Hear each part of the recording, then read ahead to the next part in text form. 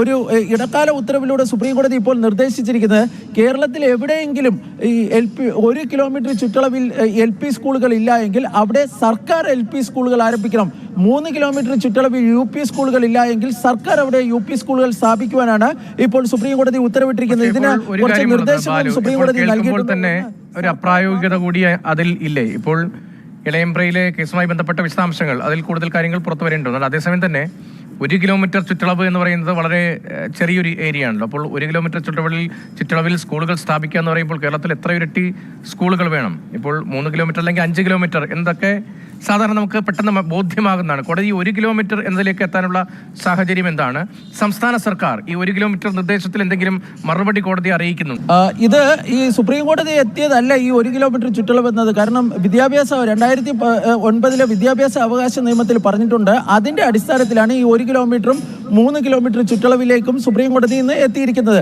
2009 വിദ്യാഭ്യാസ അവകാശത്തിൽ പറഞ്ഞതുപോലുള്ള സ്കൂളുകൾ സ്ഥാപിക്കുവാനാണ് സുപ്രീം കോടതി ഇപ്പോൾ നിർദ്ദേശിച്ചിരിക്കുന്നത്. അങ്ങനെ പറയുമ്പോൾ സുപ്രീം കോടതി വളരെ വ്യക്തമായി തന്നെ പറയുന്നുണ്ട്, ഇത് സർക്കാർ തലത്തിലായിരിക്കണം, സർക്കാർ സ്കൂളുകളായിരിക്കണം രൂപീകരിക്കേണ്ടത്, എയ്ഡഡ് സ്കൂളുകൾ ആവരുത്.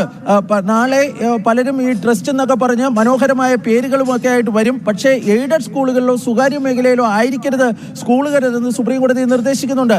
ഈ സ്കൂളുകളുടെ പ്രവർത്തനം എങ്ങനെ ആയിരിക്കണം എന്നതിനെ സംബന്ധിച്ചും സുപ്രീം കോടതി പറയുന്നുണ്ട്. നിലവിൽ കെട്ടിടങ്ങളില്ല എങ്കിൽ സർക്കാർ വാടകയ്ക്ക് കെട്ടിടങ്ങൾ എടുക്കണം. അധ്യാപകരില്ല എങ്കിൽ വിരമിച്ച അധ്യാപകരെ കരാർ അടിസ്ഥാനത്തിൽ അവിടെ നിയമിക്കണം തുടങ്ങിയ നിർദ്ദേശങ്ങളാണ് ചീഫ് ജസ്റ്റിസിന്റെ അധ്യക്ഷതയിലുള്ള ബെഞ്ച് വ്യക്തമാക്കിയിരിക്കുന്നത്. നമ്മൾ വിദ്യാഭ്യാസ അവകാശ നിയമം നടപ്പിലാക്കുന്ന ഒരു സംസ്ഥാനമാണ്. അതുകൊണ്ട് തന്നെ സംസ്ഥാന സർക്കാരിനെ സംബന്ധിച്ചിടത്തോളം അത്ര വേഗം സുപ്രീം കോടതിയുടെ ഈ നിർദ്ദേശം അവഗണിക്കാൻ വേണ്ടി കഴിയില്ല. ഏതായാലും സംസ്ഥാനം ഈ എളമ്പറയുടെ കാര്യത്തിൽ പറഞ്ഞത് അവിടെ ശാസ്ത്രീയ പരിശോധന നടത്തിയിരുന്നു. ആ ശാസ്ത്രീയ പരിശോധനയിൽ ഈ സ്കൂളുകളുടെ അനിവാര്യതയില്ല എന്ന് കണ്ടെത്തിയിരുന്നു എന്നായിരുന്നു സംസ്ഥാനം ഇന്ന് സുപ്രീം കോടതിയിൽ വ്യക്തമാക്കുകയും ചെയ്യുന്നത്. ഏതായാലും വളരെ പ്രധാനപ്പെട്ട ഒരു ഉത്തരവാണ് സുപ്രീം കോടതിയിൽ നിന്ന് ഇന്ന് ഉണ്ടായിരിക്കുന്നത്. ഈ സംസ്ഥാനത്തെ വിദ്യാഭ്യാസ മേഖലയെ സംബന്ധിച്ചിടത്തോളം അതിനിർണായകമായ ഒരു ഉത്തരവാണ് കോടതിയിൽ നിന്ന് ഉണ്ടായിരിക്കുന്നത് എന്ന കാര്യത്തിൽ യാതൊരു സംശയവുമില്ല. ചീഫ് ജസ്റ്റിസായി ചുമതലയേറ്റതിനു ശേഷം ചീഫ് ജസ്റ്റിസ് സൂര്യകാന്ത് പുറപ്പെടുവിക്കുന്ന ഏറ്റവും പ്രധാനപ്പെട്ട ഒരു ഉത്തരവുകളിൽ ഒന്നായി ഇത് മാറി എന്നതാണ് മറ്റൊരു പ്രധാനപ്പെട്ട കാര്യം.